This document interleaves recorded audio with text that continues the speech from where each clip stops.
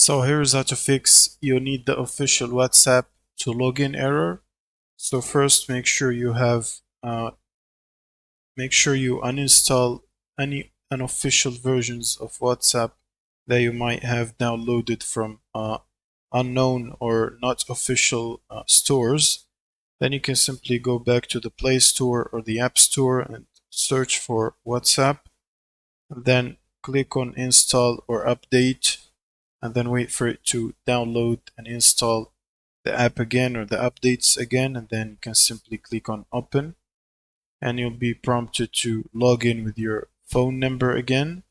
So after logging in and confirming the SMS with your phone number, you will be prompted to back up or restore any chats that you have already backed up, and you can confirm that to recover the chats.